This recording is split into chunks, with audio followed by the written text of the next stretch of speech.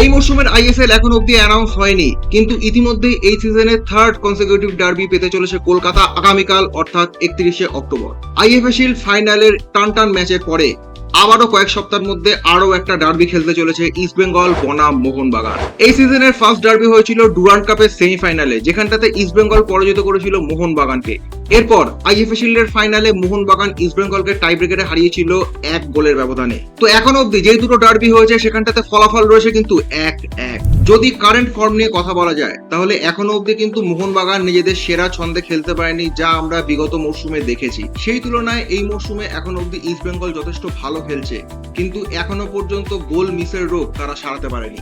Super কাপের derby match হবে সেটা আগে থেকেই ঠিক ছিল, কেননা আইএসএল শুরুর এত বছর পরেও আয়োজকদের কাছে দর্শক টানার একমাত্র উপায় হলো ইস্ট বেঙ্গল বনাম মোহনবাগান ম্যাচ।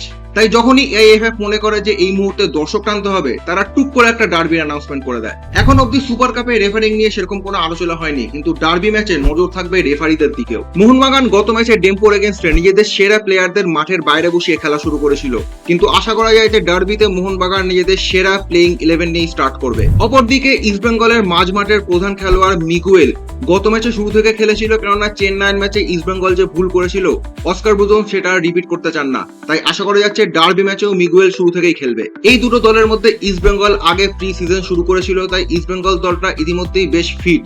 তুলনায় মোহনবাগান কিন্তু ধীরে ধীরে নিজেদের ছন্দে ফিরছে। এই ম্যাচে যেরকম নজর থাকবে মোহনবাগানের ডিফেন্স বনাম ইস্ট বেঙ্গলের ফার্স্ট উইং, ঠিক সেরকম ভাবে করে নজর থাকবে ম্যাকলারেন, দিমি বনাম ইস্ট বেঙ্গলের ডিফেন্স আনোয়ার এবং কেভিন সিবিএর এর উপর। ইস্ট বেঙ্গলের মাঝমাঠ নিয়ন্ত্রণের খেলা যদি মোহনবাগান ভাঙতে না পারে, তাহলে খেলা কিন্তু অনেকটা একপেশে হওয়ার সম্ভাবনা থাকবে। এবং মোস্ট ইম্পর্টেন্ট হলো এই দুটো টিমেরই কিন্তু ফাস্ট পেস্ট টিমের এগেনস্টে দুর্বলতা রয়েছে, যেটা গত দুটো ম্যাচে ডেম্পো আমাদের চোখে আঙুল দিয়ে দেখিয়ে দিয়েছে। এক ঝলকে এইটা হতে পারে এই দুটো টিমের ফার্স্ট প্লেইং 11 বা স্টার্টিং 11।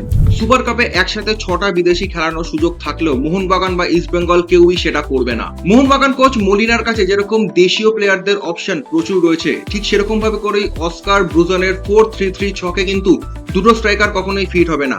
তাই হয় হামিদ না হলে হিরোশি, দুটোর মধ্যে যে কোনো একজনকে আমরা দেখতে পারবো স্ট্রাইকার হিসেবে। হয়তো এই মরশুমের সব থেকে টান ডার্বি আমরা দেখতে চলেছি 31শে অক্টোবর। কিন্তু এত সবের মাঝেও কিন্তু নজর থাকবে ডেম্পো বনাম চেন্নাইয়ের ম্যাচের দিকে, কেননা যদি ডার্বি ড্র হয় এবং ডেম্পো নিজেদের জুনিয়র টিম নিয়ে চেন্নাইকে বড় ব্যবধানে হারিয়ে দিতে পারে, তাহলে ইস্ট বেঙ্গল এবং মোহনবাগান থাকা সত্ত্বেও ডেম্পো কিন্তু কোয়ালিফাই করে যাবে নকআউটের জন্য। আপনি কোন দলকে সাপোর্ট করছেন? কি মনে হয় কে জিততে পারে এই ডার্বি? কমেন্ট করে জানান। আজকের ভিডিও এ পর্যন্তই, ধন্যবাদ।